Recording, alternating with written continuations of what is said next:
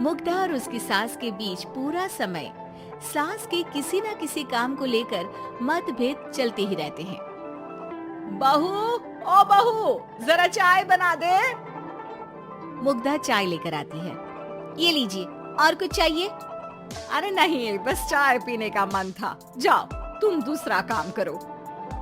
चाय पीने के थोड़ी देर बाद सास दोबारा मुग्धा को आवाज लगाती है। अरे बहू रे, आओ बहू, जरा हलवा तो बना दे, मीठा खाने को मन हो रहा है। इसी तरह मुग्धा की सास पूरा समय कोई ना कोई काम बताकर उसे रसोई से बाहर तक निकलने नहीं देती। कभी चाय, कभी हलवा, कभी पानी तो कभी दूध, हर समय खाने को चाहिए और उसके लिए अपने हाथ पर बिल्कुल नहीं हिलाने। परेशान किया हुआ है इन्होंने। सास के जबरदस्ती परेशान करने की आदतों से दुखी मुग्धा एक शाम सचिन के साथ अपने कमरे में बैठी हुई बात कर रही होती है। सुनो जी, मम्मी जी की ये जानबूझकर मुझे परेशान करने की फरमाइशों से मैं बहुत फ्रस्ट्रेट हो चुकी हूँ। पूरे दिन में एक सेकंड का आराम नहीं मिलता। रसोई से बाहर कदम रखती नहीं कि बहू ये बना दे, बहुरी वो बना दे। अरे इनकी फरमाइशें चलती ही रहती है।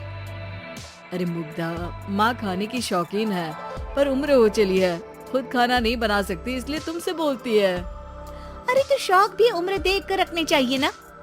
समझ में नहीं आता, हर समय फेविकॉल का जोड़ लगाए सोफे से चिपके बैठी रहती है। इतना सब डाइजेस्ट कैसे हो जाता है उन्हें? अरे तुम मेरी माँ से इतनी नफरत कैसे कर सकती हो? मैं उसे नफरत नहीं करती जी, बस परेशान हूँ। जहाँ मुग्धा अपने पति से ये सब बोल रही होती है, वहीं उसकी सास भी कमरे के बाहर दरवाजे से कान लगाए सारी बातें सुन रही होती है और अगली दोपहर रसोई में मुग्धा के पास जाती है। बहू, आज ना मेरा कुछ मसालेदार खाने का मन है। तो चाय बना दूं? मुझे बहुत पसंद है। अरे ना, ऐसा कर लिट्टी चोखा बना ले। और हाँ, जितना मसाला बातों में मिलाकर पति को सुनाती हो ना, सब्जी में भी वैसे ही डाला करो, खाना स्वादिष्ट बनेगा। सास की बात सुनकर मुग्धा हैरान रह जाती है। मतलब अब पूरा समय मुझ पर हुक्म चलाने के साथ बंद कमरे में हुई पति पत्नी की बीच की बातें भी सुनती है। अरे बात जब मेरी थी तो सुनने में क्या दिक्कत है? ये कहकर सास वहाँ से चली जाती है। अरे अब तो हद पार हो गई।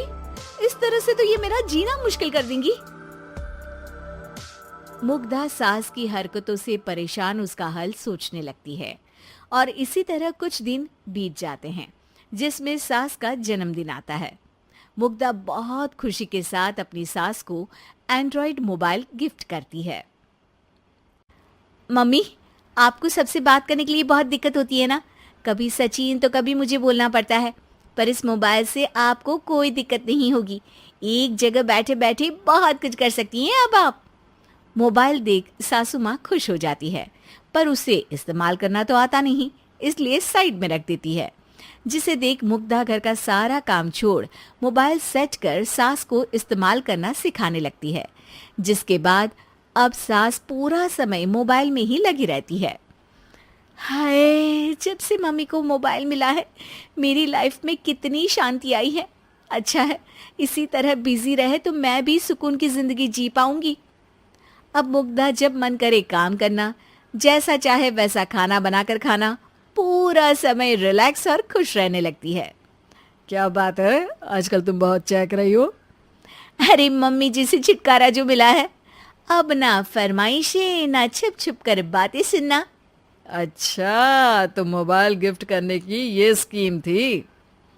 इसी तरह दिन बीतते हैं और अब मोबाइल पर लगी सास फरमाइशों की जगह सवालों के लिए बहू को आवाजें लगाना शुरू कर देती है।